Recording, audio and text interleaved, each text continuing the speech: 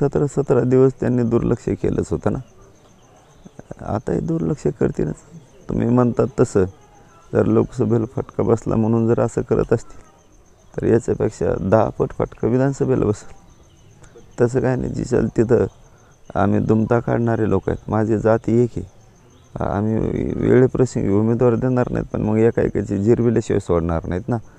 आमचं जर कोणी समाजाचा माझ्या छळ करणार असला तर मग शेवटी आमचंही नाविलाज आहे. आम्ही जिथले तिथे वस्तात आहेत ना राज्यभरासाठी. राज्यभरात माझ्या मराठ्यांशिवाय पान आलू शकत नाही.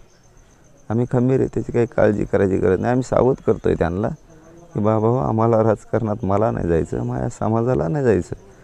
आम्हाला आमचे लेकरं मोठे करायचे तर आम्हाला आरक्षण पाहिजे. आणि तुम्ही जर मजा बघणार असाल तर विधानसभेतून सुद्धा आऊट करणार आम्ही त्यांना, तसे काही अडचण नाही.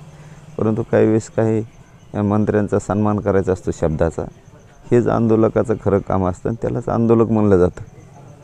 त्यांनी सांगितलं आहे आम्ही ताबडतोब आता हे विषय तडीच नेणार आहे, तुम्ही सलाईन घ्या.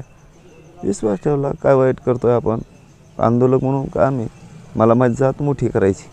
मग त्यांच्या शब्दाचा सन्मान करणं माझं काम होतं. तो सन्मान मी केलेला आहे. त्यांनी नाही केला.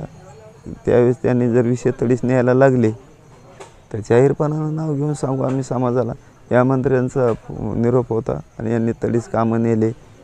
तो समाज कौतुक करेल त्यांचं. कारण आम्हाला काय कुणी असू द्या आरक्षणाशी देणं घेणं नाही केलं तर